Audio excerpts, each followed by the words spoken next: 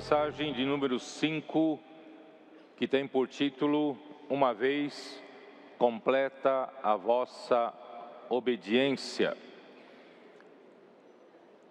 Na queda do homem, Satanás desconectou o homem com Deus. O homem que vivia no jardim do Éden, na presença de Deus, ele era simples, puro, obediente. E ali Deus preparou toda a sorte de árvores para seu mantimento, para sustentar o seu corpo. Mas o homem não é só corpo. O corpo é usado para nós vivermos nesse mundo material. O homem recebeu o sopro de Deus, que é o Espírito de Deus, e formou o espírito do homem, e como consequência também formou a alma do homem. Tanto o espírito do homem como a alma do homem não são matéria.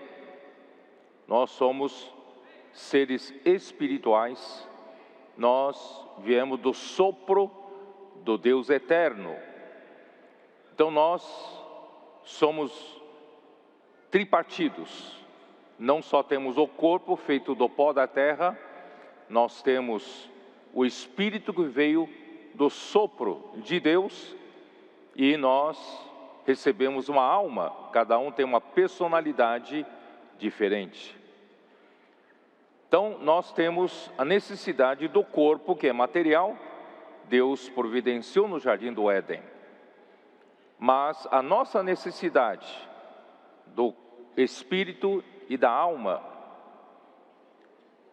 é atendida e saciada pela palavra de Deus. Na viração do dia, Deus tem por hábito vir até o homem para falar-lhe. Então o homem não só viverá de pão, como disse o Senhor Jesus quando foi tentado pelo diabo em Mateus capítulo 4, versículo 4. Não só de pão viverá o homem, mas de toda a palavra que procede da boca de Deus. A palavra de Deus alimenta o nosso espírito, e a palavra de Deus alimenta a nossa alma.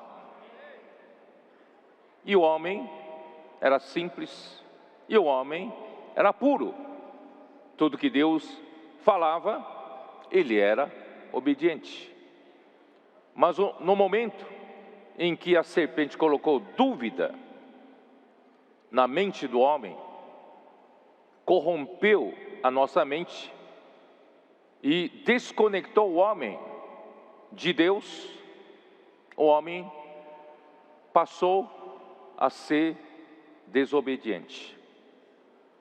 O homem perdeu aquela simplicidade, perdeu aquela pureza, e perdeu Deus e perdeu a palavra de Deus como nosso alimento para vivermos.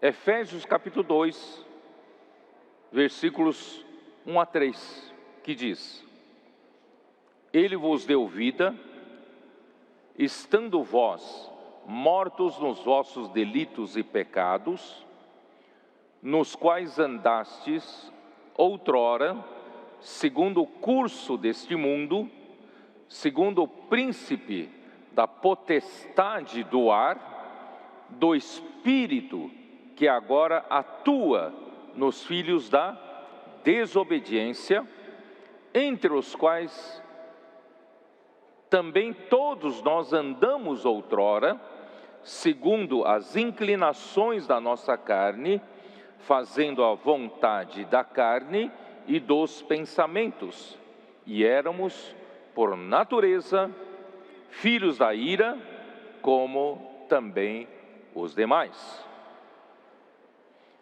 Depois que o homem foi desconectado de Deus, o homem entrou no império da morte, das trevas. o homem morreu. O espírito do homem amorteceu-se. E não só isso, ele passou do domínio de Deus, ele vivia pela palavra de Deus, e agora ele pertence a outra autoridade.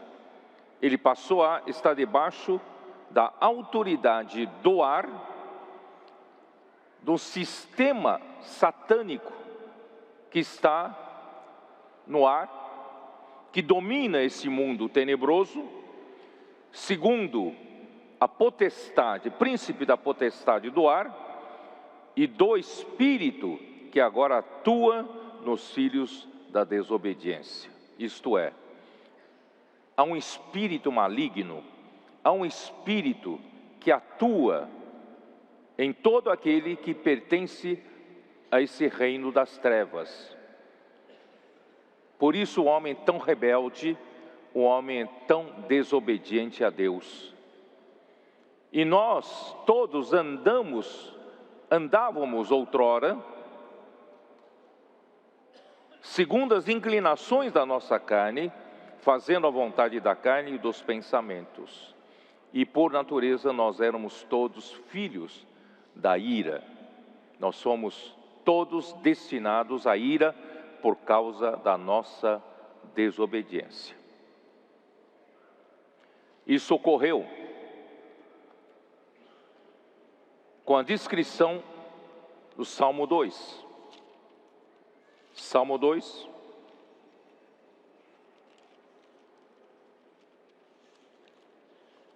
Versículo 1. Porque se enfurecem os gentios e os povos imaginam coisas vãs? Os reis da terra se levantam e os príncipes conspiram contra o Senhor e contra o seu ungido, dizendo: rompamos os seus laços e sacudamos de nós as suas algemas. Satanás, que foi no passado um arcanjo criado por Deus, de uma maneira especial, para ser um príncipe cheio de sabedoria e cheio de formosura, mas um dia orgulho entrou no seu coração por causa da sua formosura e da sua sabedoria. E ele queria colocar o seu trono cada vez mais próximo a Deus. Ele procurou negociar, comercializar cargos entre os anjos, para ele galgar posições cada vez mais elevadas, porque ele desejava ser igual a Deus. Ele queria ser um co-rei, um rei adjunto de Deus nos assuntos da criatura, porque ele julgava que Deus, por ser criador, precisava de um interlocutor entre Deus e as criaturas, e ele se julgava superior a todos. Na criatura, ele poderia ser esse interlocutor, então ele queria colocar o seu trono no mesmo nível de Deus para governar juntamente com Deus. Logicamente, Deus não tolerou isso. Ele foi lançado por terra e ele então se rebelou e se tornou Satanás, o adversário de Deus. Porque ele soube que Deus não o escolheu para ser esse interlocutor entre o Criador e a criatura. Deus havia escolhido o seu próprio Filho, Jesus Cristo, que viria a ser um homem. Ele é a palavra que estava no princípio com Deus e a palavra que se fez carne e habitou entre nós, cheio de graça e de verdade. E nós vimos a sua glória como a glória do unigênito do Pai. Mas ele se fez carne, e Filipenses 1 fala que ele deixou a sua posição de Deus, ele se rebaixou, ele se humilhou, se tornando em figura humana e ainda sendo um servo, veio aqui para servir o homem. E ele foi obediente até a morte. Satanás quer nos levar para a desobediência, mas nosso Senhor Jesus se tornou um exemplo da obediência. Ele obedeceu até a morte e morte de cruz, pelo que Deus o exaltou sobremaneira e lhe deu o nome que está acima de todo nome, e a esse nome todo joelho se dobrará e toda boca confessará que Jesus Cristo é o Senhor. E por inveja, Lúcifer, que se tornou Satanás, adversário de Deus, ele passou a desobedecer, a lutar contra Deus, e ele então, através do homem, especificamente no tempo Nimrod, ele conseguiu dominar os reinos dessa terra, os reinos desse mundo. Ele implantou um sistema desse mundo e ele pôs os seus principais anjos que rebelaram juntamente com ele para ser as autoridades e potestades do ar.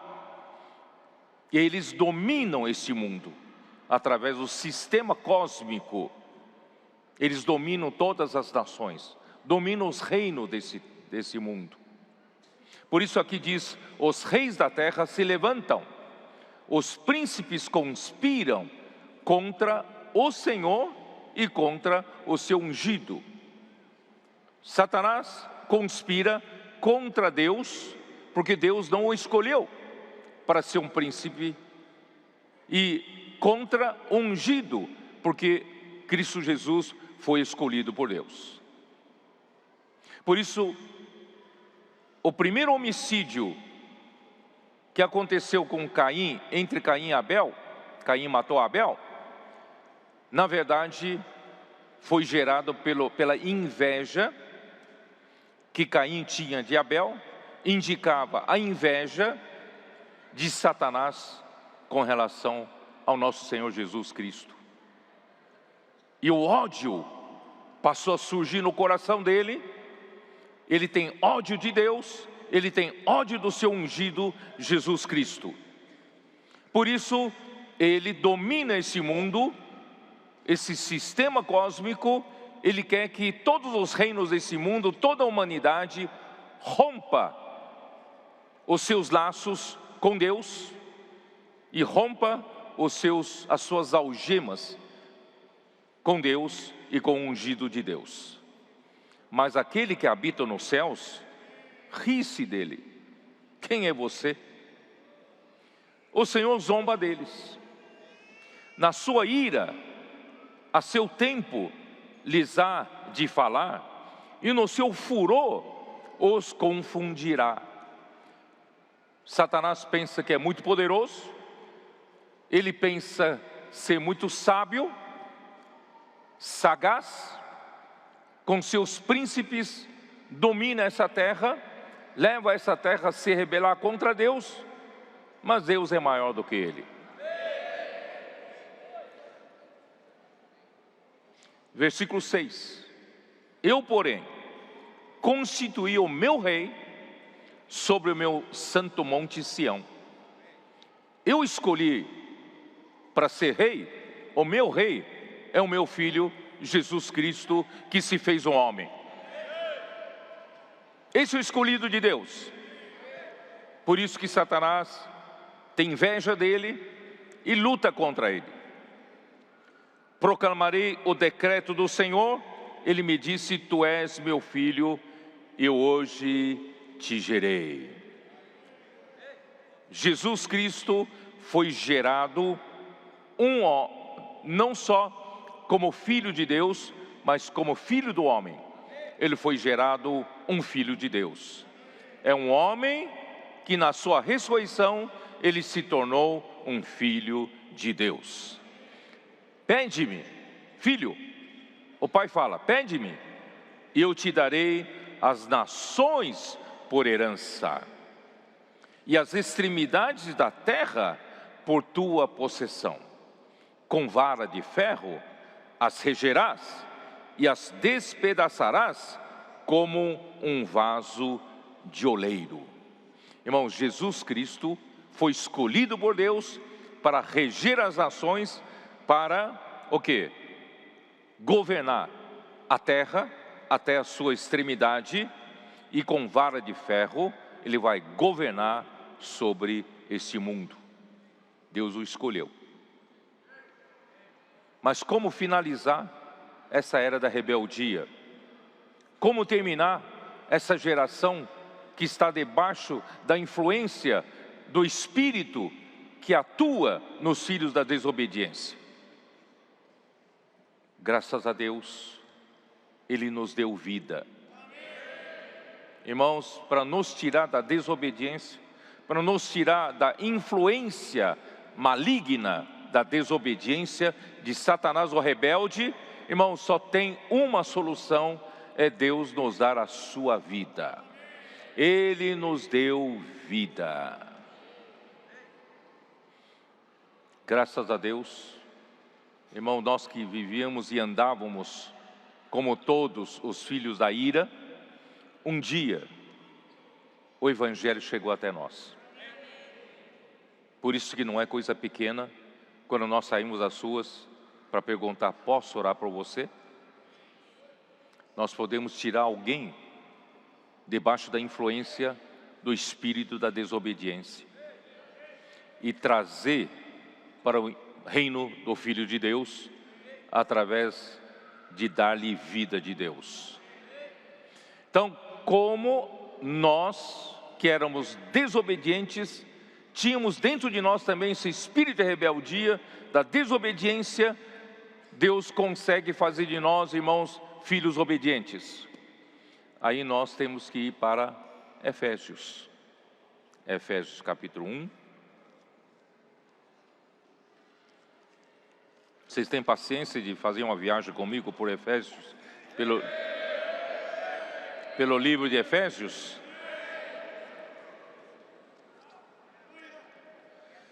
Como eu estou no capítulo 2, vou terminar aqui, versículo 4. Mas Deus, sendo rico em misericórdia, por causa do grande amor com que nos amou, estando nós mortos em nossos delitos, nos deu vida, juntamente com Cristo, pela graça sois salvos. E juntamente com Ele, nos ressuscitou, nos fez assentar nos lugares celestiais, em Cristo Jesus, para mostrar nos séculos vindouros a suprema riqueza da sua graça em bondade para conosco em Cristo Jesus. Porque pela graça sois salvos mediante a fé, e isso não vem de vós, é dom de Deus, não de obras, para que ninguém se glorie, pois somos feitura dele, criados em Cristo Jesus para boas obras, as quais Deus de antemão preparou para que andássemos nelas. Muito bem. Então Deus um dia nos deu vida. A palavra do Evangelho chegou até nós. E a palavra já fez um primeiro trabalho da obediência. Ele promoveu, ocasionou a nossa obediência por fé. Não foi? Como você recebeu a vida? Romanos 10 fala: se você crê no coração que Deus ressuscitou a Jesus Cristo dentre os mortos, e confessar com a tua boca que Jesus Cristo é o Senhor, será salvo. Quando você ouviu esse evangelho, você obedeceu. Você não obedeceu? Você estava sob a influência do espírito da desobediência. Mas naquele dia aconteceu uma coisa diferente. Naquele dia, quando chegou a palavra do evangelho, você obedeceu. Você invocou o nome do Senhor. Você clamou pela salvação. Você confessou que Jesus Cristo era o seu Senhor. Aí, pela obediência, na fé, você recebeu a vida de Deus. E quando você creu no Senhor Jesus, o Espírito batizou você para fazer parte de um membro do corpo de Cristo.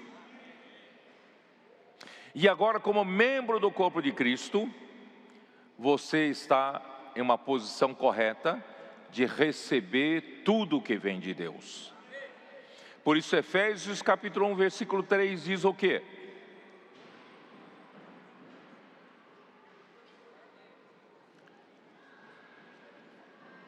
Vocês que falaram, que são dispostos a fazer essa viagem comigo em Efésios, vamos para capítulo 1, versículo 3. Bendito Deus e Pai de nosso Senhor Jesus Cristo, que nos tem abençoado com toda sorte de bênção espiritual nas regiões celestiais em Cristo. Que é isso? Estando na igreja, no corpo de Cristo, nós estamos numa posição correta de receber o rio da graça, o rio da bênção de Deus. Aleluia! Esse rio da bênção de Deus, irmãos, visa fazer a vontade de Deus. Que Deus quer fazer com a sua igreja? Deus quer trabalhar em nós a nossa obediência. Como nós podemos ser obedientes como membro do corpo de Cristo? Pelo fluir do rio da graça.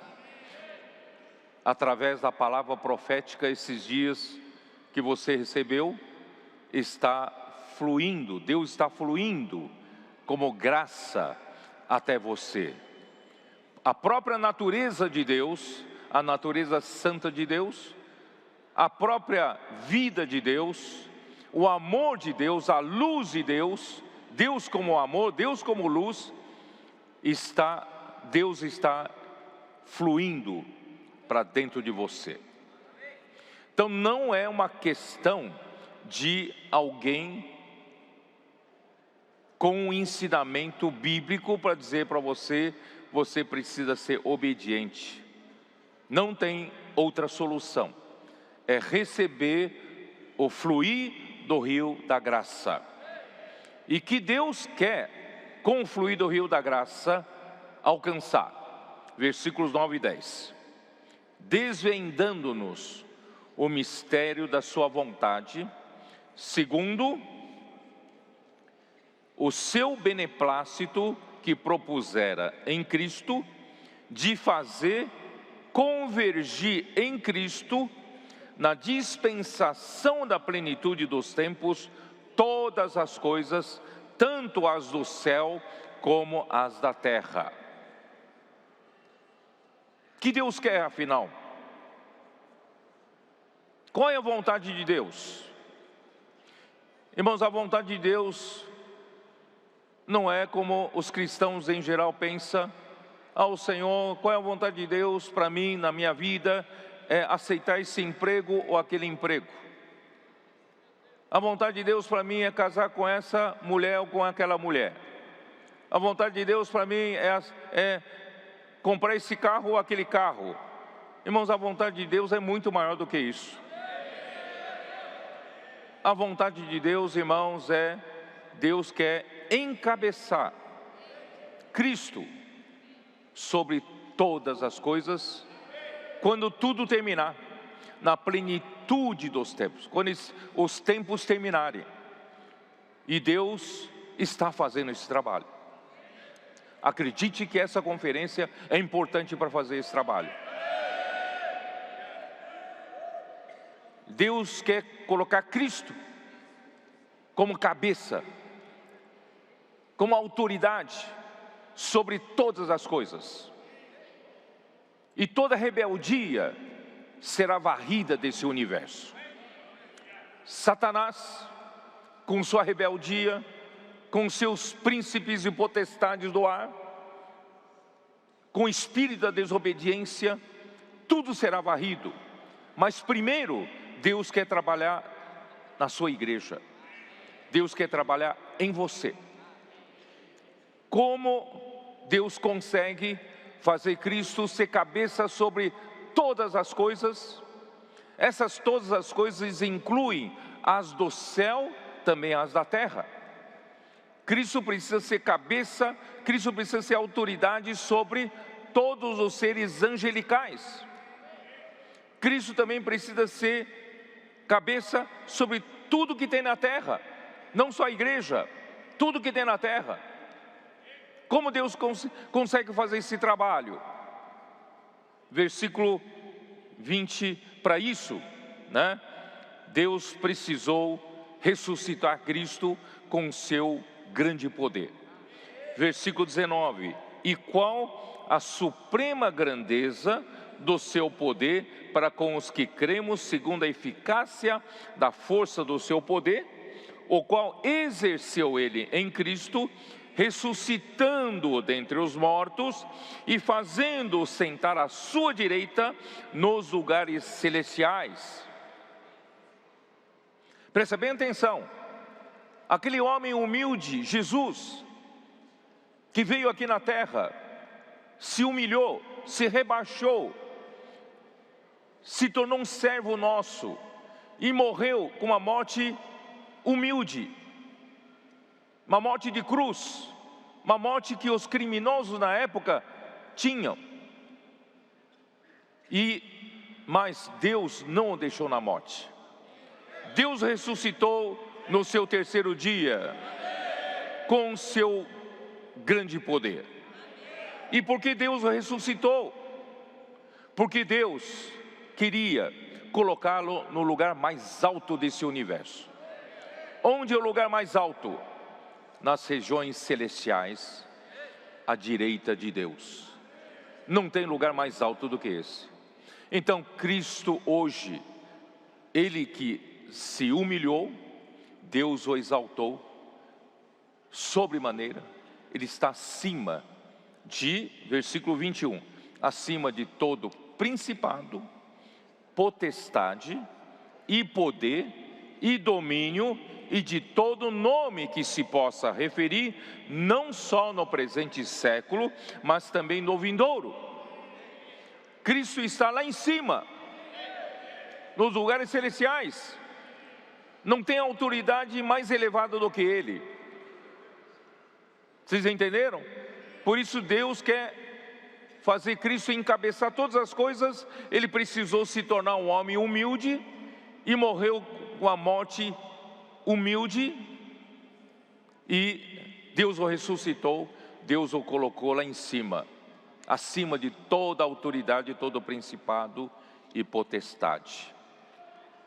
E para Ele poder ser cabeça sobre todas as coisas, né? Versículo 22, e pôs todas as coisas debaixo dos pés, e para ser o cabeça sobre todas as coisas, Deus o deu à igreja, a qual é o seu corpo.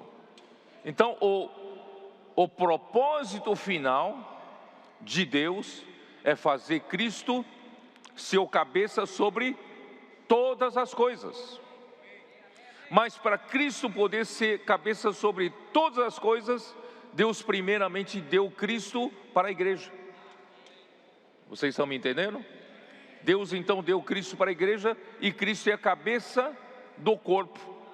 Nós somos o corpo de Cristo. Então Deus deu Cristo para a igreja, para quê? Para que Cristo possa, através da igreja, da submissão da igreja, da obediência da igreja, do trabalho que Deus vai realizar na igreja, através da igreja, Cristo encabeçar todas as coisas. Por isso que a igreja é a plenitude daquele que a tudo enche em todas as coisas. Através da igreja, Deus fará com que Cristo seja o cabeça sobre todas as coisas, tanto as do céu como as da terra. Mas como Ele vai fazer isso? Como vai fazer isso?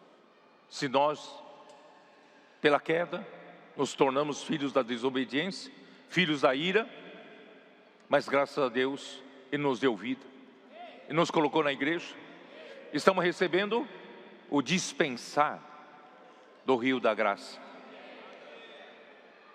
Irmãos, é por esse trabalho, não é por aconselhar, através de ensinamento, para dizer, jovens precisam obedecer ao Senhor, jovens precisam amar o Senhor. Irmãos, esse tipo de ensinamento, irmãos, não resulta muita coisa.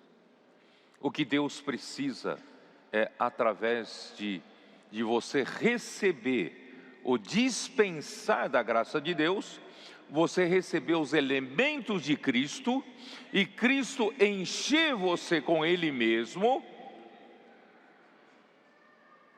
você se tornará obediente. Não sei se eu consegui explicar. Senhor Jesus. Capítulo 3 de Efésios. Vamos continuar a viagem? Capítulo 3 de Efésios. Sabe de que maneira Deus vai ter uma igreja obediente a Ele? Deus ter total liberdade para fazer, Cristo ter total liberdade de trabalhar aqui na igreja? Não encontrar resistência em você nem em mim? Sabe como vai fazer? Não é pelo ensinamento, não.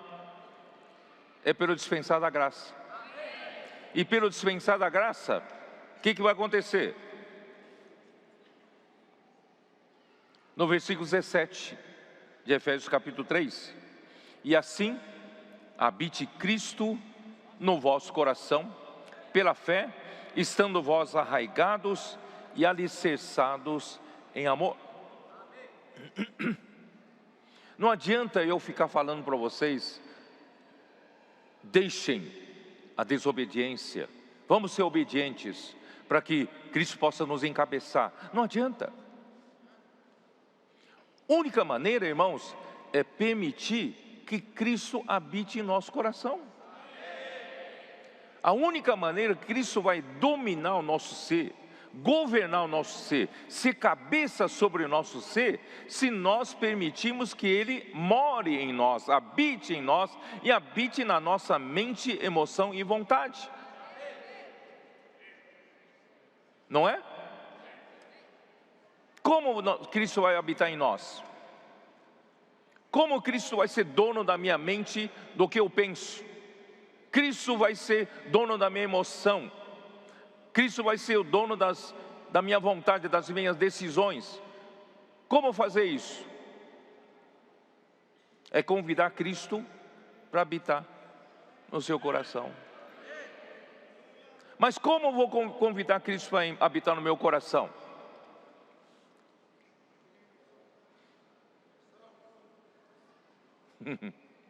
Isso aí. Imersão.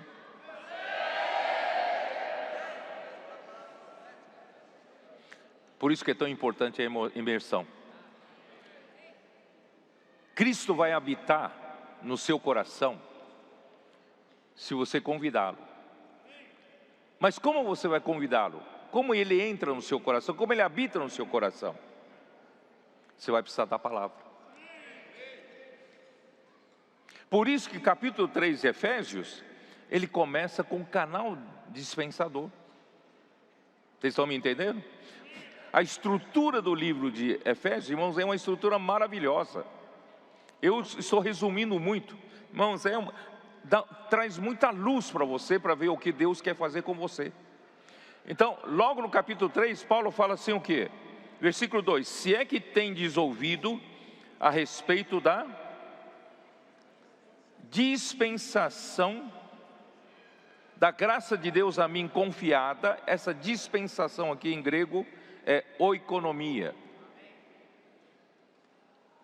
Vocês ouviram o que Deus quer fazer com a igreja, conosco? É através da sua economia, dispensação da graça de Deus, e que foi confiada para Paulo. Pois segundo uma revelação, me foi dado conhecer o mistério, conforme escrevi há pouco resumidamente, pelo que quando ledes podeis compreender o meu discernimento do mistério de Cristo, o qual em outras gerações não foi dado a conhecer aos filhos dos homens, como agora foi revelado aos seus santos apóstolos e profetas no Espírito. Deus precisa usar para esse trabalho de fazer Cristo habitar em cada um de nós, membro do corpo de Cristo. Deus precisa de um canal dispensador da palavra. Irmãos, imagine hoje, se o Senhor de repente interromper a palavra profética para nós. Você consegue imaginar? A partir de hoje, acabou.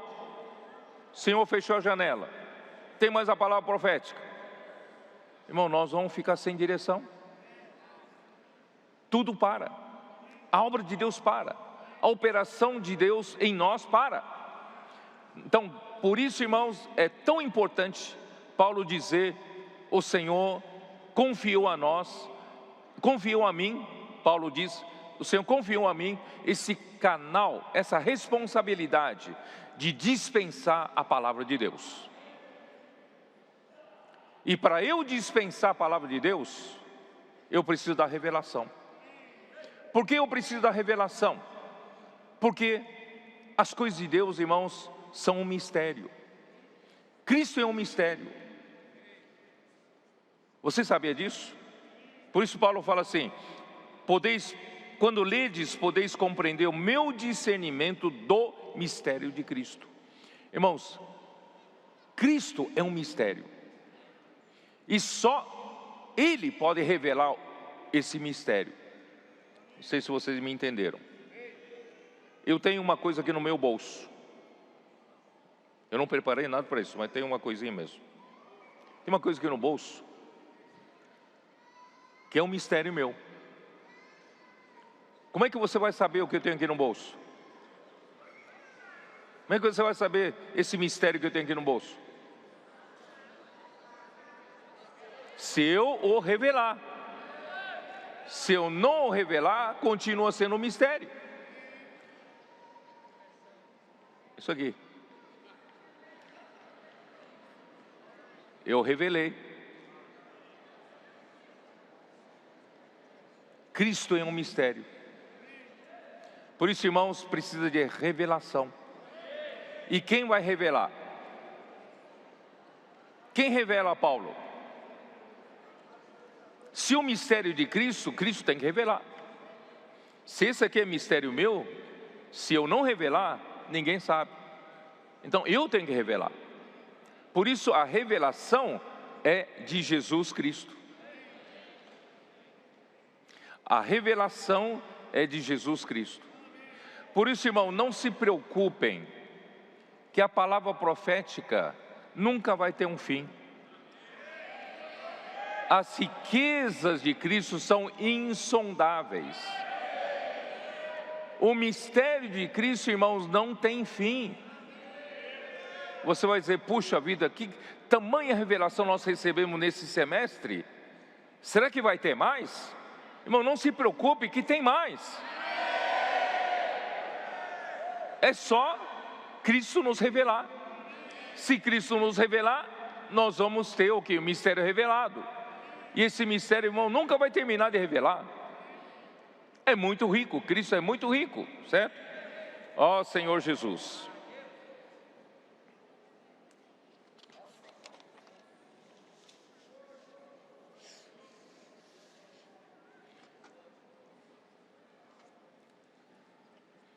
Gálatas 1. Fala da revelação de Jesus Cristo. Gálatas.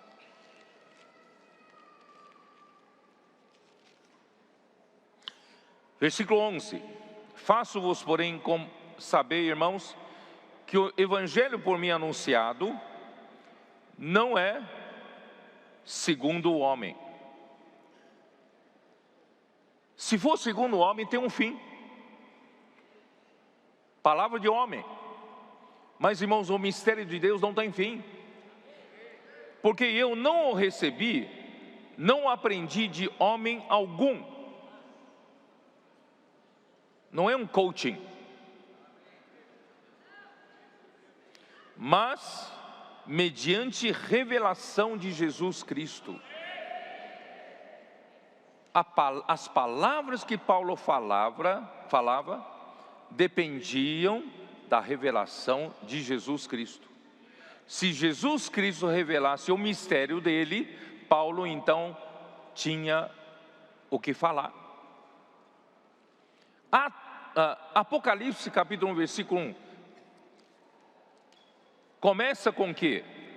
Com a revelação de Jesus Cristo. Não é? Revelação de Jesus Cristo, que Deus lhe deu para mostrar aos seus servos as coisas que em breve devem acontecer, e que ele enviando por intermédio do seu anjo, notificou ao seu servo João. Irmãos, a palavra profética é a revelação de Jesus Cristo.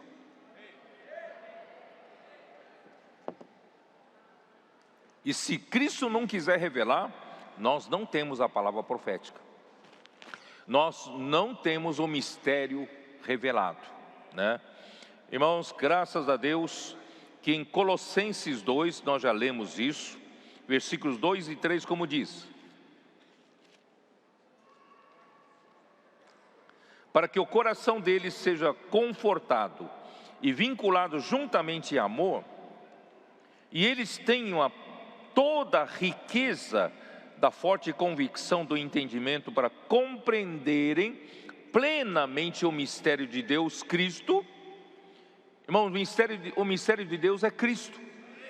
E Cristo para nós é um mistério se Ele não usar um canal para revelar para nós. E esse Cristo que é o mistério de Deus, nele estão todos os tesouros da sabedoria e do conhecimento, ali estão ocultos. Por isso, irmãos, essa riqueza não tem fim. Por isso que em Efésios capítulo 3, vamos lá, 3, vocês falaram que tinham paciência, né? Vamos lá. Versículo 8, a mim, o menor de todos os santos, me foi dada esta graça de pregar aos gentios o evangelho das insondáveis riquezas de Cristo e manifestar qual seja a dispensação do mistério, desde os séculos oculto em Cristo, que criou todas as coisas para que pela igreja a multiforme sabedoria de Deus se torne conhecida agora dos principados e potestades nos lugares celestiais, segundo o eterno propósito que estabeleceu em Cristo nosso Senhor. Por isso, irmãos, Paulo foi o vaso escolhido por Deus para dispensar essa palavra. Atos 9:15, ele tem a responsabilidade do despenseiro, de abrir a despensa para dispensar os mistérios, a revelação de Jesus Cristo, né? Em 1 Coríntios 9:17. E, irmãos, e essa palavra que ele dispensava não era a palavra de homem algum, mas era a palavra de Deus. Vocês estão cansados de ouvir 1 Tessalonicenses capítulo 2, versículo 13. Por isso que essa palavra, quando você crê que a palavra de Paulo não era a palavra de Paulo, mas era a palavra de Deus, essa palavra opera eficazmente em quem crê. Por isso, irmãos, graças a Deus, porque essa palavra foi dada por meio de uma revelação.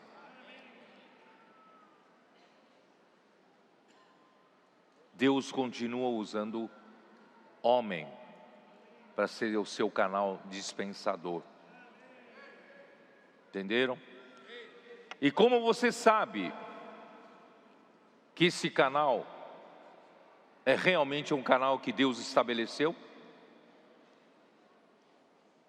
A palavra que ele fala tem que realizar a obra de Deus. A palavra que ele fala tem que se cumprir, tem que se suceder na obra de Deus. Isso está em Deuteronômio 18. Ele não tem direito de falar o que ele quer falar. O Senhor Deus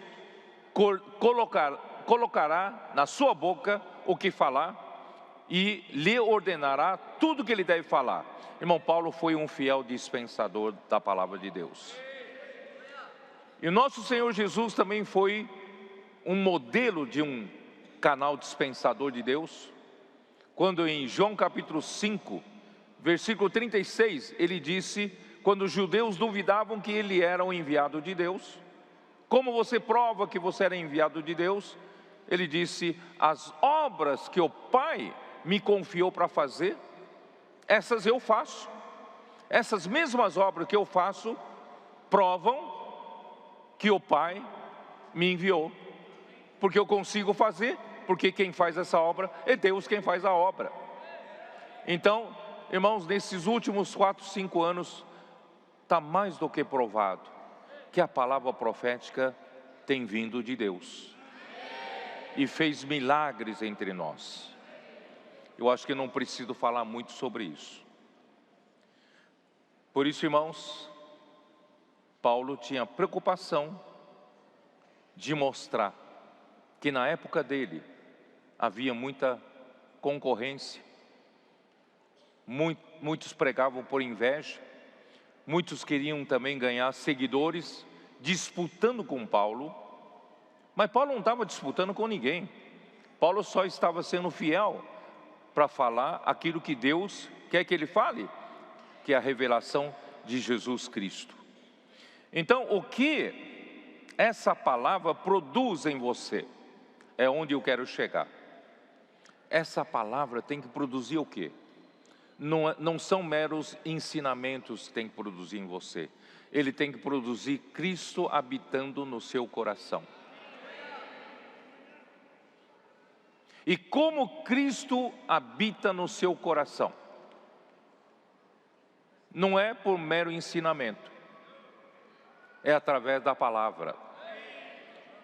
Por isso que em Colossenses 3, versículo 16, como fala? Abra sua Bíblia.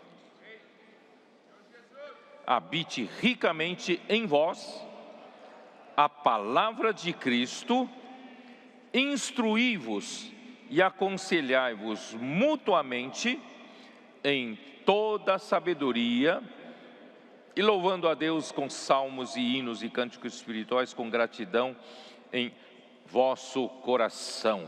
Irmãos, como fazer Cristo habitar em você?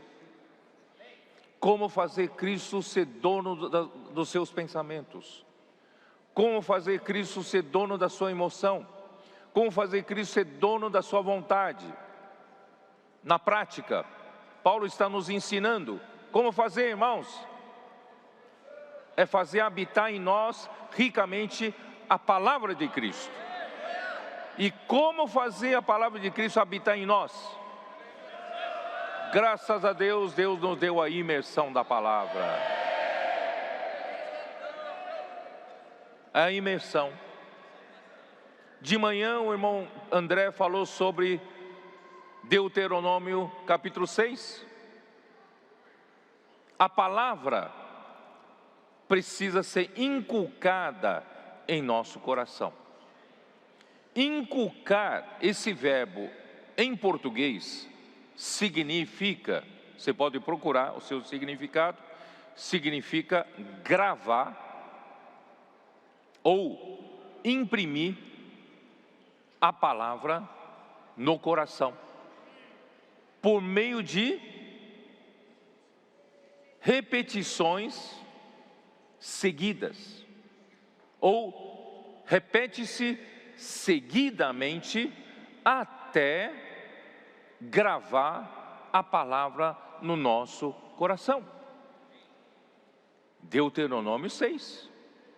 Por isso, irmãos, quando você fizer a imersão na palavra, puxando sua folhinha, usando a palavra profética, fazer a imersão, você deve fazer a imersão de modo que a sua mente fique frutífera. Não fale apenas com a boca e a sua mente infrutífera. Não, você tem que falar e gravar na sua mente. Porque Cristo, através da sua palavra, quer habitar na sua mente. Cristo, através da sua palavra, quer habitar no seu coração. E dessa forma, o que vai acontecer? Cristo vai dominar você. Ele vai governar você. Você que era desobediente e de repente você se torna obediente. Então não é ensinamento de obediência, mas é fazer habitar a palavra de Cristo em nosso coração. Senhor Jesus. Voltando para Efésios. Vamos continuar a viagem?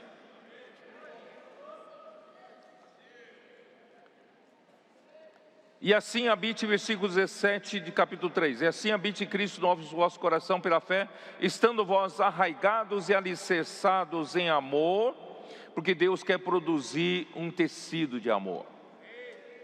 E a fim de poderes compreender com todos os santos qual é a largura, o comprimento e a altura e a profundidade. Irmãos, por isso nós precisamos do corpo de Cristo. Nós precisamos de outros membros. Nós trabalhamos juntos, servimos juntos, pregamos o evangelho juntos, saímos por equipe fazer comportagem, né? O que nós fazemos? Nós estamos juntos vivendo como membro do corpo de Cristo. E nós estamos junto com os irmãos fazendo imersão na palavra, inculcando a palavra. Nós estamos percebendo a dimensão de Cristo, a sua altura, profundidade, largura e comprimento. Nós estamos compreendendo, Cristo é tão grande, que eu só consigo compreender juntamente com outros membros do corpo de Cristo. E compreendendo dessa forma, através da imersão da palavra, eu consigo conhecer o amor de Cristo, que excede todo entendimento. Não sei se você tem essa experiência. Quando você faz a imersão na palavra, quando você inculca a palavra em você, você faz como um adolescente faz transcrição, imersão, ouve mensagem, dorme com Deus, acorda com Deus, sai para a rua, prega o evangelho. Não sei se você tem essa experiência. Você passa, né, com esses irmãos que estão fazendo tudo isso juntamente com você. Você percebe que há um amor edificado entre vocês, inexplicável, sem você explicar. De repente parece que tem um tecido de amor que liga vocês. Não sei se vocês percebem isso. Os irmãos que vão para o PAC percebem isso. Eles passam 2 dias, 3 dias, 4 dias, 5 dias juntos, fazendo imersão, saindo a pregar o evangelho, passando por dificuldades, sendo levado ao limite humano, mas eles estão trabalhando em equipe. Quando um não consegue mais avançar, chama outro, vão fazer imersão na palavra, me ajuda aqui, me encoraja, né? Através da imersão na palavra, eles usam a palavra para orar pelas pessoas, de repente a coisa funciona. E depois desses dias de trabalhar juntos, irmãos, invariavelmente, eu sempre falo com muitos desses irmãos líderes, depois que saem por PAC, nós temos uma comunhão juntos, passamos sexta-feira, sábado e domingo juntos. Invariavelmente eles falam, surgiu um amor entre nós que nós não sabemos explicar. nós passamos a olhar um para outro com tanto amor, tanta ternura, tanto carinho, que no primeiro dia não. No primeiro dia um meio desconfiado do outro, um pé atrás com o outro, né? Mas no terceiro dia, quarto dia, quinto dia, pareciam que eles estavam envolvidos dentro de um amor tão grande, num tecido de amor. Irmãos, é inexplicável isso. Irmãos, é isso que produz imersão na palavra. Parece que vocês não têm essa experiência, né?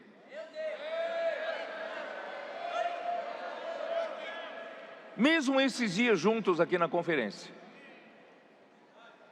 você acha que não produziu um tecido de amor aqui?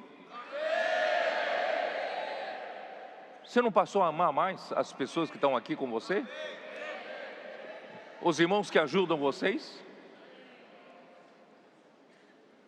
Irmãos, está acontecendo realmente um tecido de amor entretecido entre nós.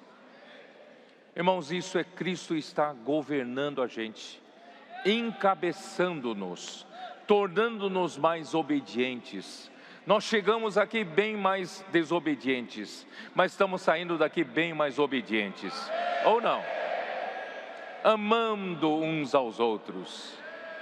Nós temos um olhar de amor uns com os outros, um olhar de ternura, um olhar de carinho agora uns para com os outros. Porque quem fez esse trabalho, irmãos, a imersão na palavra, Cristo habitou em nós, Senhor Jesus. E aí, e conhecer o amor de Cristo que excede todo entendimento, para quê? Para que sejais preenchidos, sejais tomados, sejais enchidos até toda a plenitude de Deus. Então, Deus quer encher você mais e mais com Cristo. O que você tem ainda não é suficiente, Deus quer encher mais. Mais Cristo, mais Cristo, mais Cristo através de quê? Através da palavra. Então, mais palavra para você, mais palavra profética, mais imersão, mais transcrição. Ó Senhor Jesus, irmãos, é dessa forma a igreja se tornará a plenitude daquele que a tudo enche em todas as coisas. E nós seremos usados por Deus para encabeçar Cristo em todas as coisas. Os irmãos estão me entendendo ou não? É isso que está acontecendo. Ó Senhor Jesus.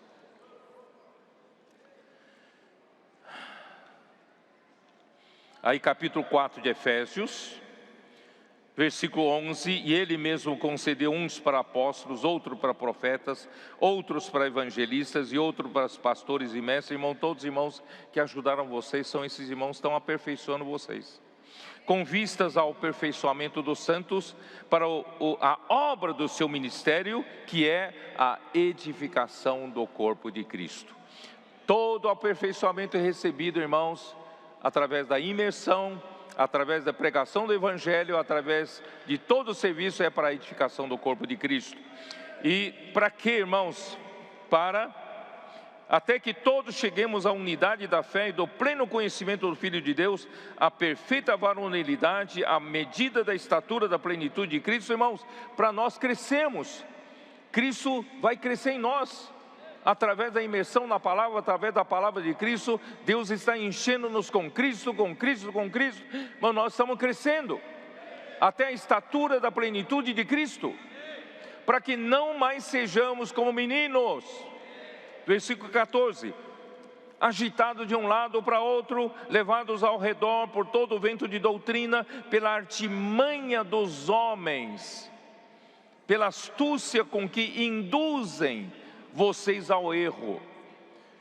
Quando você cresce dessa maneira, imerso na palavra, praticando a palavra, pregando o Evangelho, fazendo comportagem, ajudando os adolescentes, sendo capitães dessas tropas, o que vai acontecer? Vocês não serão mais meninos.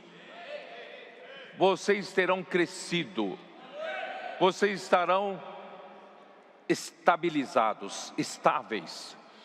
Nenhum homem com a sua astúcia vai buzinar no seu ouvido com palavra negativa para tirar você dessa linha. É isso que nós queremos trabalhar.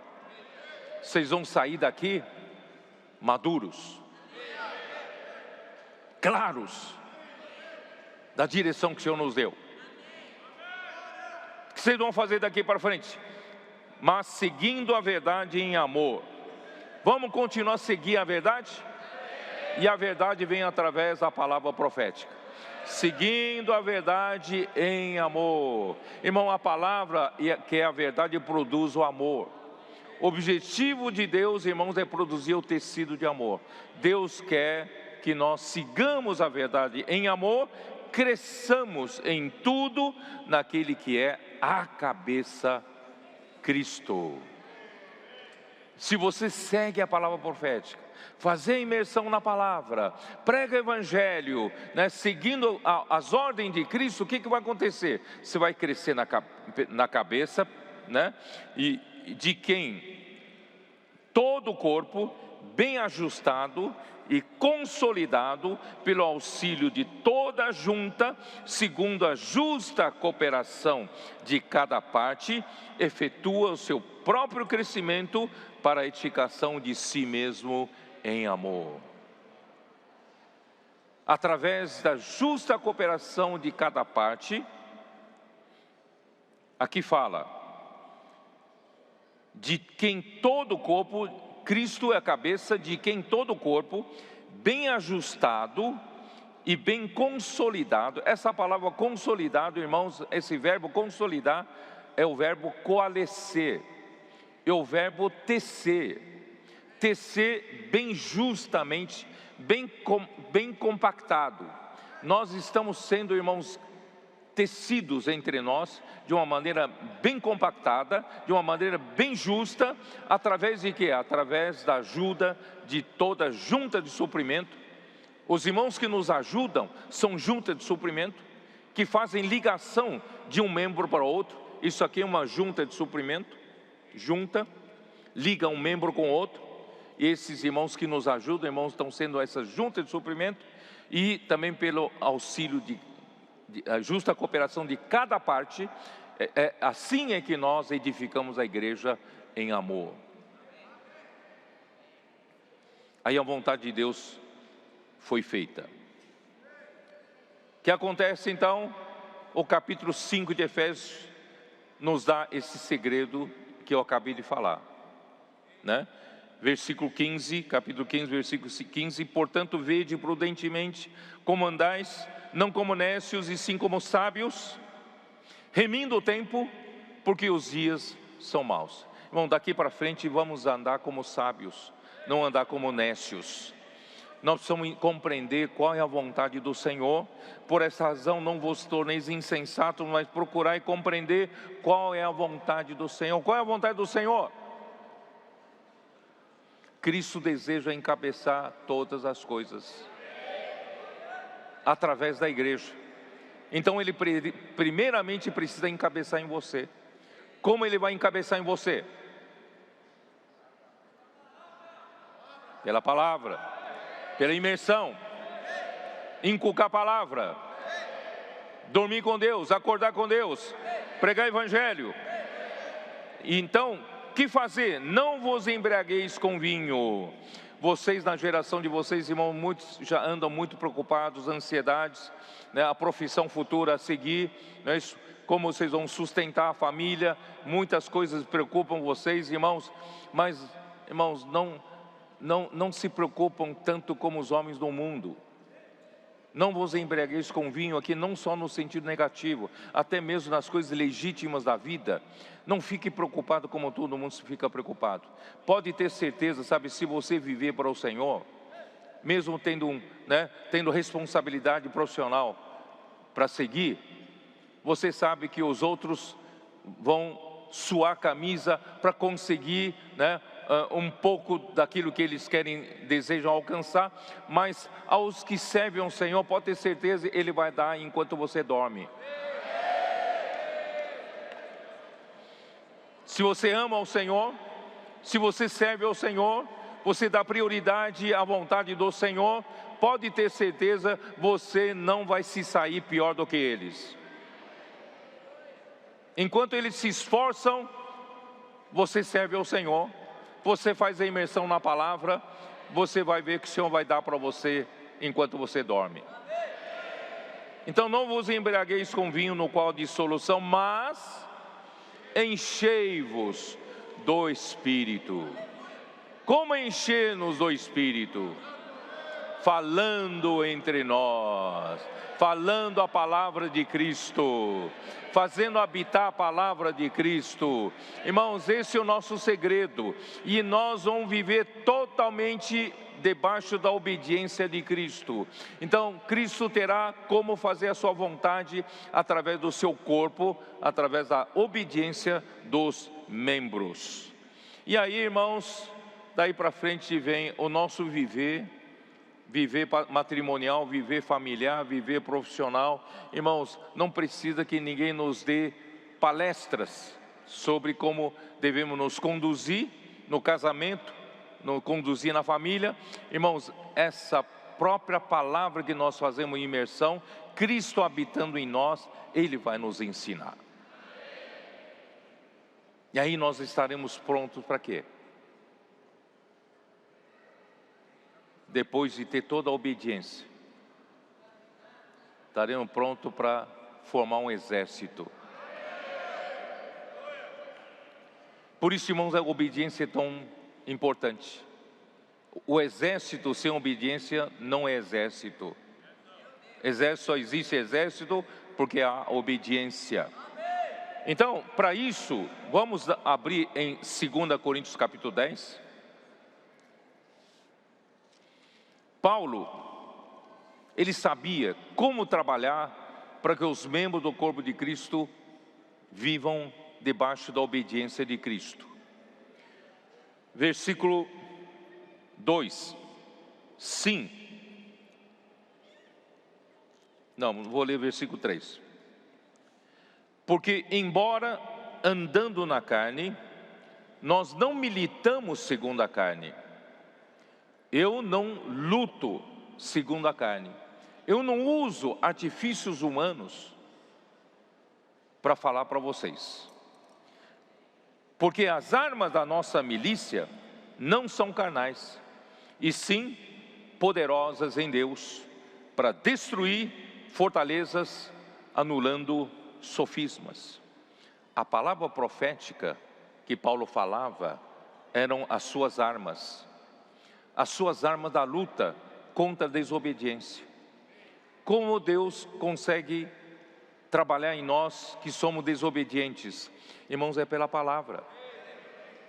E as armas da milícia dos apóstolos são a palavra.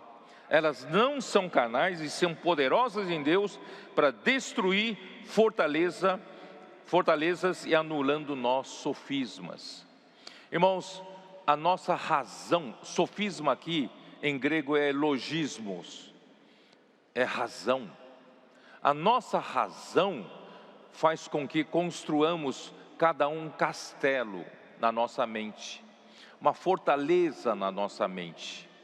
A minha razão me faz ser dono do meu saber, dono de si e não obediente a Cristo.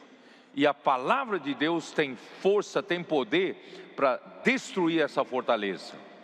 Por isso, irmãos, vamos ter um coração correto para receber a palavra do Senhor.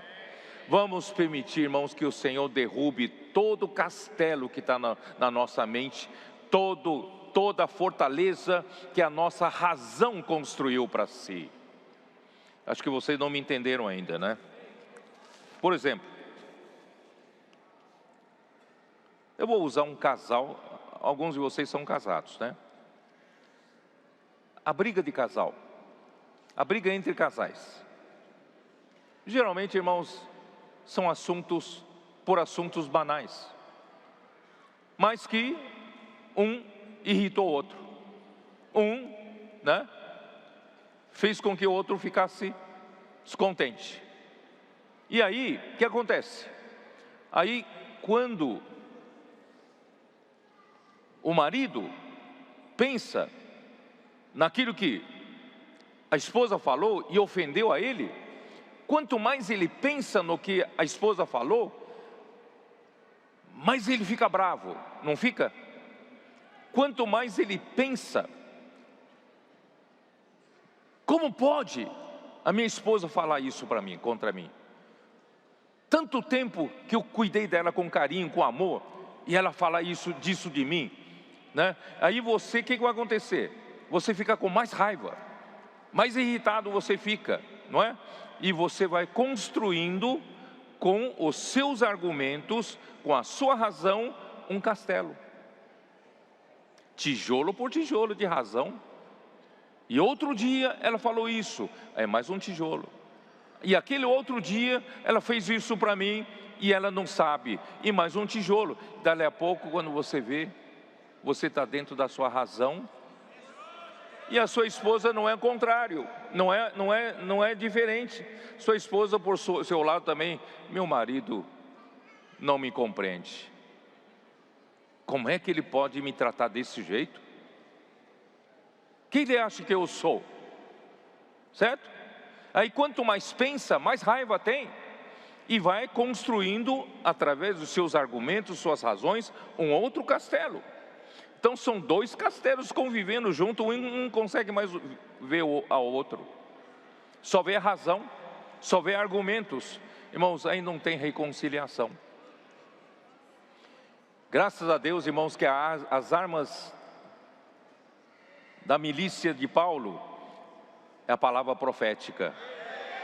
É a palavra profética através da imersão. Por isso que eu recomendo os casais fazerem imersão. Fazendo imersão, esses tijolos das razões vão sendo derrubados, né? Argumentos sendo derrubados. Dali a pouco um pede perdão para o outro. Puxa, eu pensei mal de você, me perdoa.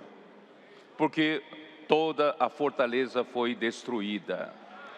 Todo logismo foi derrubado, né? E o que vai acontecer? Versículo 5: e toda altivez que se levante contra o conhecimento de Deus, levando cativo todo o pensamento à obediência de Cristo.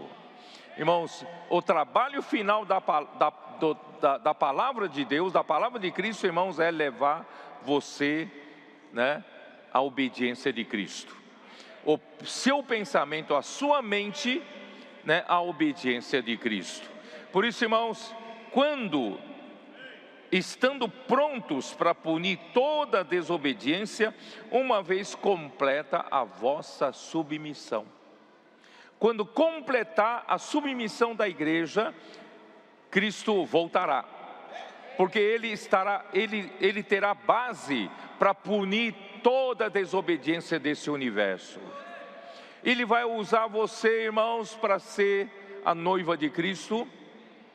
Ele vai usar você para ser aquele exército que vai lutar a última batalha de Armagedon.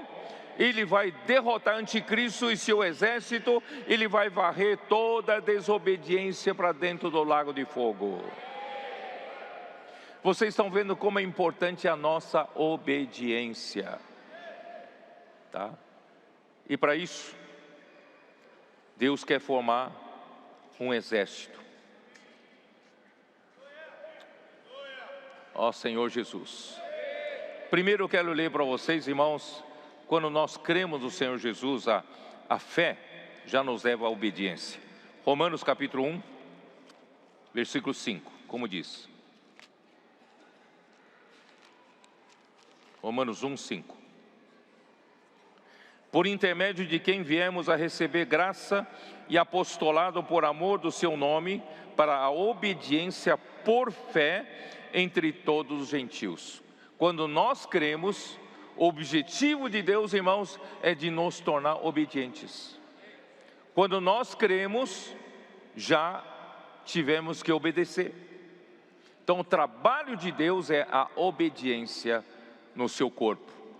Último capítulo de Romanos, Romanos 16.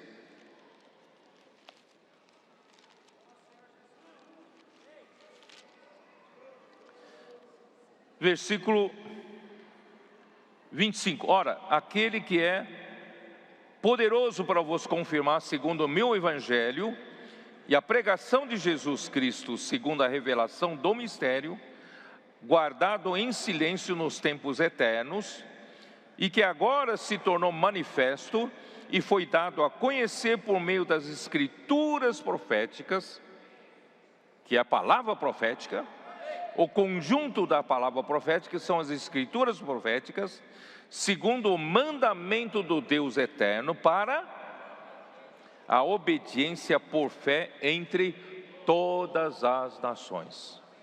Então, irmãos, a palavra profética visa a obediência de todos, por fé. Então, irmãos, por que estamos fazendo a imersão na palavra? Para a gente tornar-se mais obediente ao Senhor. E sendo obedientes ao Senhor, irmãos, nós vamos entrar na boa terra de Canaã. Hoje à tarde nós tivemos uma reunião com a liderança. Vocês querem saber o que nós falamos para eles? Querem saber o que nós falamos para eles? Então vamos falar rapidamente para terminar, tá bom? Deuteronômio capítulo 1. Deuteronômio capítulo 1. Eu falei para eles a condição dos nossos adolescentes. Eles são nosso modelo de simplicidade e obediência. Por isso que eles estão recebendo tanta bênção de Deus. Nós vamos aprender com eles. Certo? Deuteronômio 1 é a descrição de Deus ter tirado um povo do Egito com a mão poderosa, e durante todo o tempo que caminharam pelo deserto, eles viram milagres, sinais, que Deus é poderoso, Deus pode tudo. Ele fez coisas que Ele não fez em outras gerações. A travessia do Mar Vermelho, Ele não realizou mais em outra geração. Então, esse povo testemunhou tanta coisa maravilhosa que Deus fez. O poder de Deus é muito grande. Só que, na hora de entrar na boa terra, eles deixaram o quê? A desobediência tomar conta, a incredulidade e a desobediência tomar conta deles. Vamos dar uma olhada. Quando eles chegaram ao limiar de entrar na boa terra de Canaã, na fronteira, eles estavam em um lugar chamado Cádiz Barneia, tá? Olha aqui, ó, versículo 19, Deuteronômio 1. Então partimos de Horebe e caminhamos por todo aquele grande e terrível deserto que vistes, pelo caminho da região montanhosa dos amorreus, como o Senhor nosso Deus nos ordenara, e chegamos a Cádiz Barneia.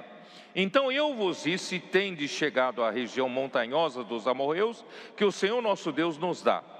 Eis que o Senhor teu Deus te colocou esta terra diante de ti, sobe, possui-a, como te falou o Senhor, Deus de teus pais. Não temas e não te assustes. Irmãos, vamos ser obedientes, vamos ser simples, como nossos adolescentes são.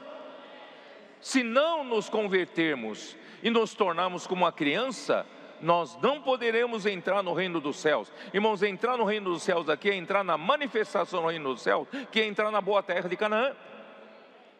Você quer viver a vida cristã e no fim não ser vencedor? Não poder entrar na boa terra de Canaã, não poder entrar na manifestação do reino dos céus e reinar com Cristo durante 1000 anos?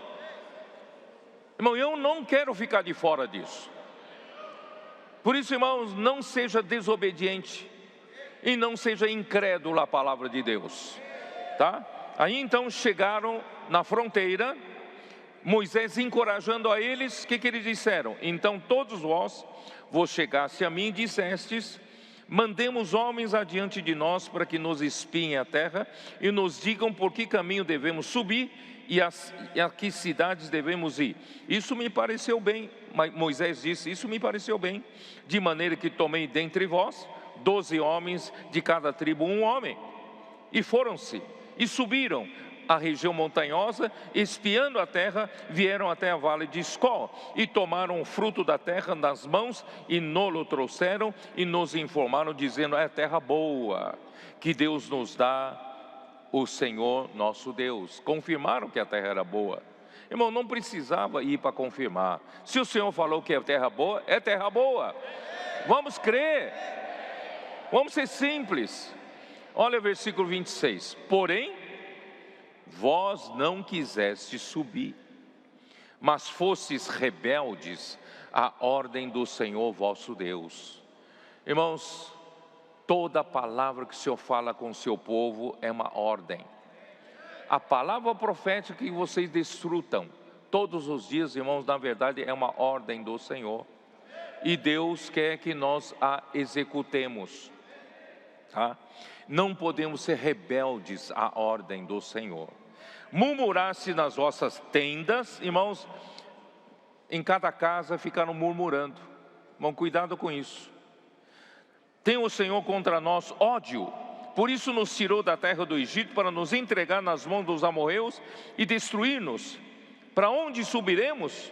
Nossos irmãos fizeram com que se derretesse o nosso coração, dizendo: maior e mais alto do que nós é este povo, as cidades são grandes e fortificadas até os céus. Ali vimos também os filhos dos Anaquins eram gigantes. Então eu vos disse: não vos espanteis, nem os temais, não tenha medo não. O Senhor vosso Deus, que vai adiante de vós, Ele pelejará por vós, segundo tudo o que fez conosco diante de vossos olhos no Egito. Olha o que o Senhor fez no Egito, como também no deserto, onde nele vos levou, como um homem leva seu filho, por todo o caminho pelo qual andastes, até chegar a esse lugar. Deserto é um lugar muito difícil, hostil para andar, mas Deus cuidou de vocês como a um filho. Mas nem por isso cresces no Senhor vosso Deus, que foi adiante de vós por todo o caminho, para vos procurar o lugar onde deveríeis acampar, e de noite no fogo, para vos mostrar o caminho por onde havíeis de andar, e de dia na nuvem. Tendo, pois, ouvido o Senhor as vossas palavras, indignou-se e jurou, dizendo: Deus escutou. Deus escutou as murmurações, e Deus viu a rebeldia do povo. Irmãos, cuidado com isso. A desobediência é a coisa mais terrível para com Deus, e a incredulidade. Olha só o versículo 35 que Deus disse. Deus não foi tão bonzinho quanto Moisés. Deus falou o seguinte: certamente nenhum dos homens desta maligna geração verá a boa terra que jurei dar aos vossos pais. Deus fez esse juramento: nenhum daquela geração vai entrar na boa terra de Canaã. Por isso, irmãos, quem da geração nova? A geração nova são esses adolescentes. Eu e você ainda pertencemos da velha geração. Se você tiver esse coração, você também vai ficar no deserto, porque Deus disse: nenhum de vós vai entrar. Mas Ele fez uma exceção, salvo Caleb. Salvo Caleb, filho de Jefoné, ele haverá, e a terra que pisou darei a ele e a seus filhos, porquanto perseverou em seguir ao Senhor. Tem uma exceção. Também contra mim se indignou o Senhor por causa de vós, dizendo: também tu lá não entrarás. Sobrou para Moisés. Moisés não pôde entrar na boa terra de Canaã. E também outra exceção, Josué, filho de Num, que está diante de ti, ele ali entrará. Anima-o, porque ele fará que Israel a receba por herança. Então são dois da velha geração que Deus prometeu que ninguém entrará. Deus abriu exceção para 2. Irmão, vamos entrar por essa porta dessa exceção?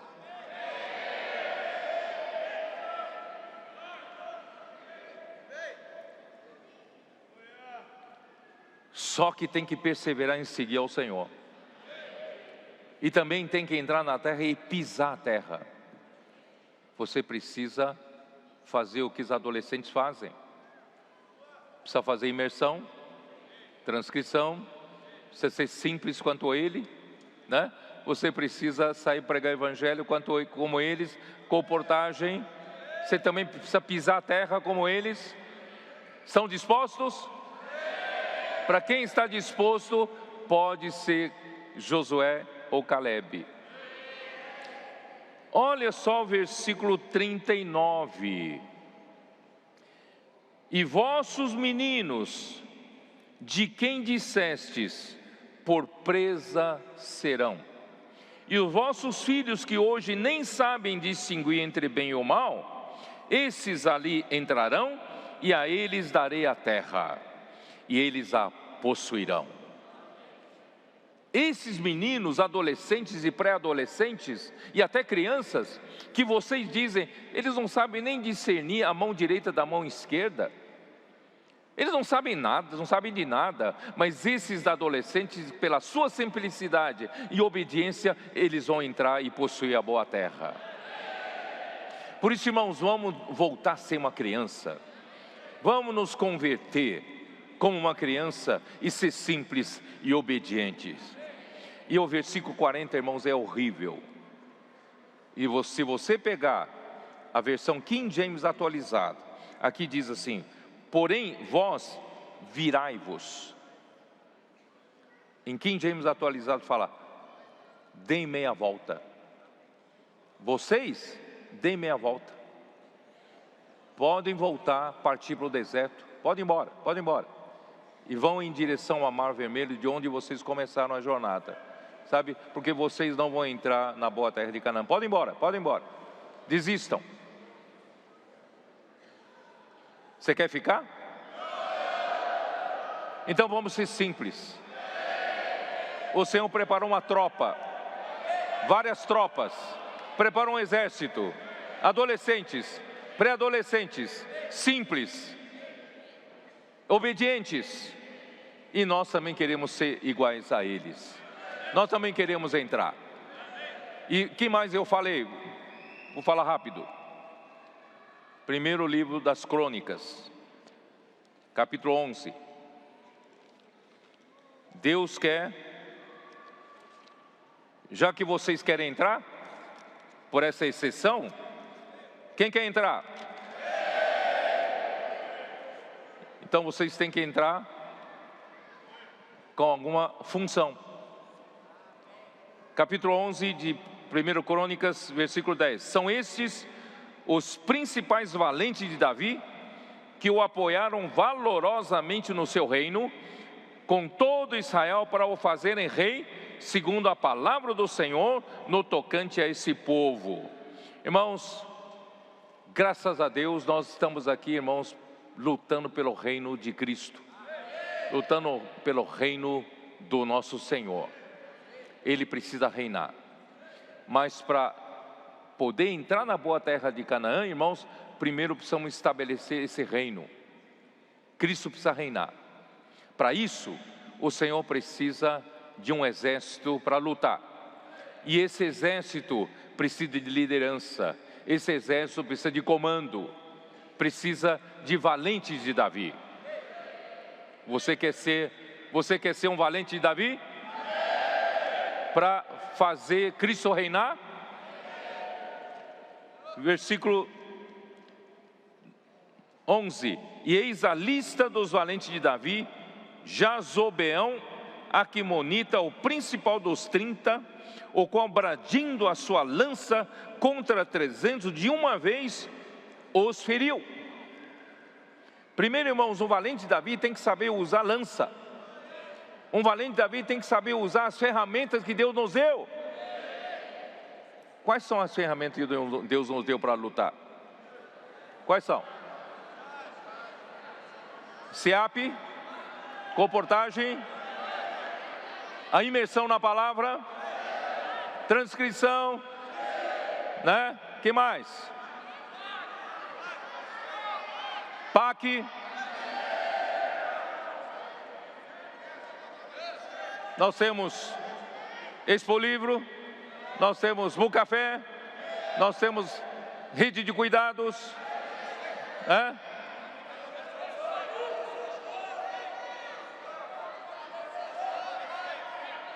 Nós temos o quê? Casa de adolescentes.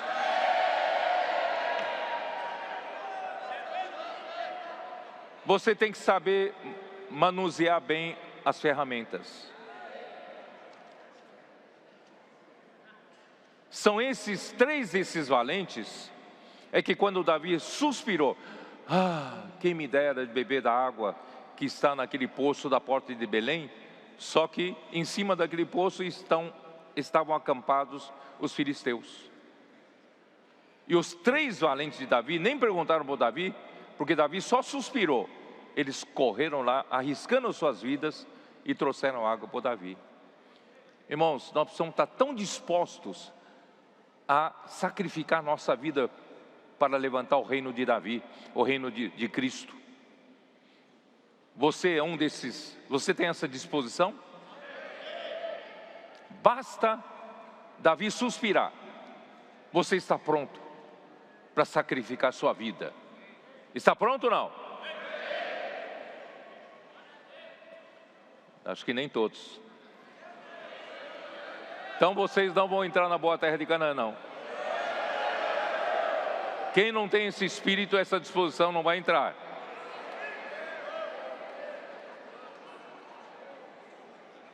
Capítulo 12, vou terminar. 1 Crônicas 12.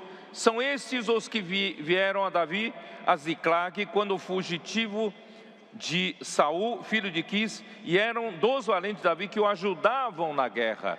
Irmão, vocês querem ajudar Davi ou não querem ajudar?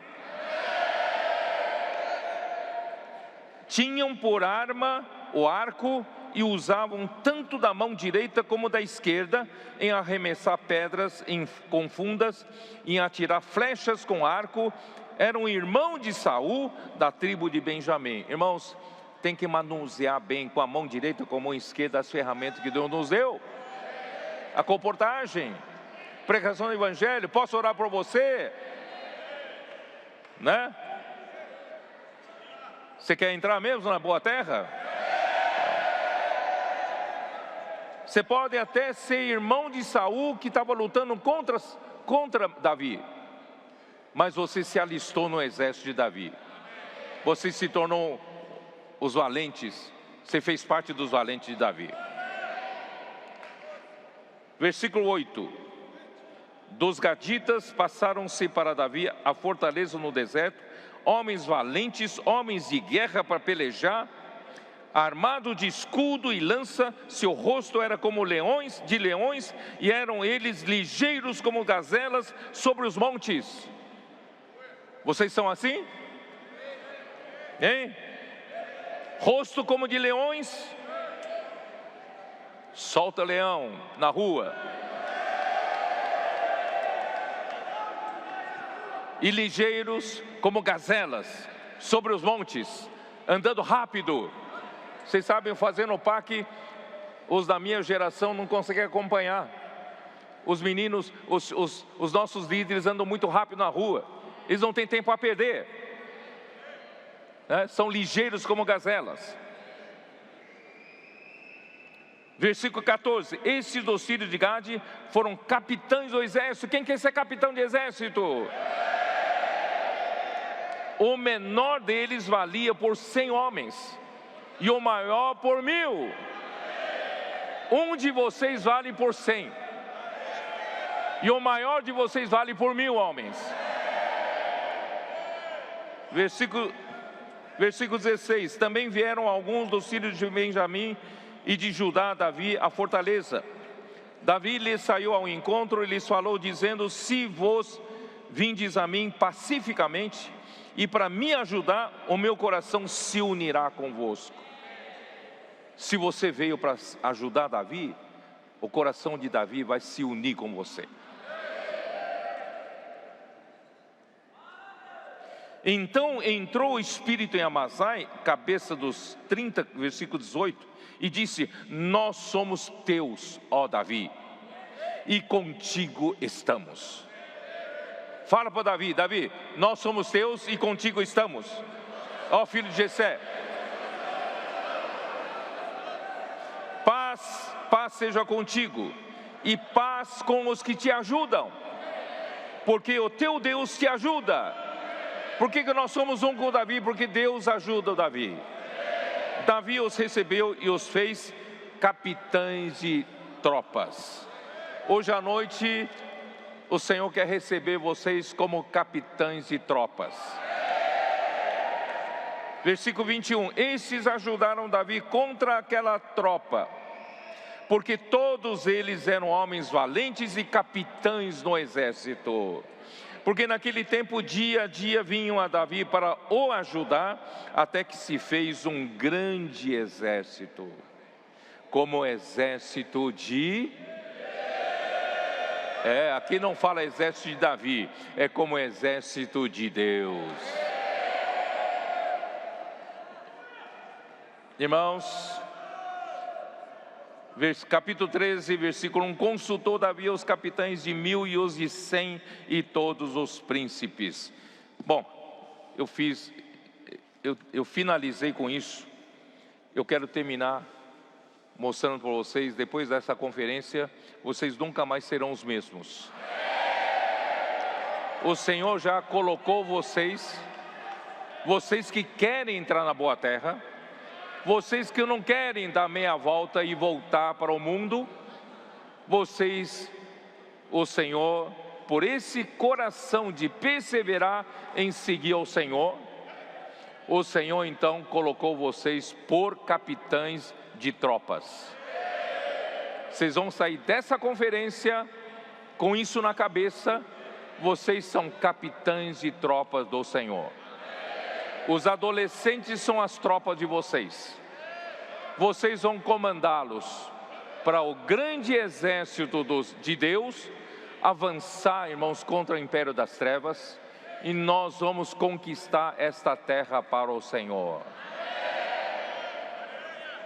Nós somos de pouca força, mas o Senhor pôs diante de nós uma porta aberta. O Senhor nos entregou toda a terra para pregarmos o evangelho do reino. Nós que temos pouca força, vamos para todos os continentes. E o Senhor precisa de vocês, capitães, levando tropas para conquistar a terra para o Senhor. Então que Deus abençoe vocês. Deus hoje agora tem um grande exército. Jesus é o Senhor.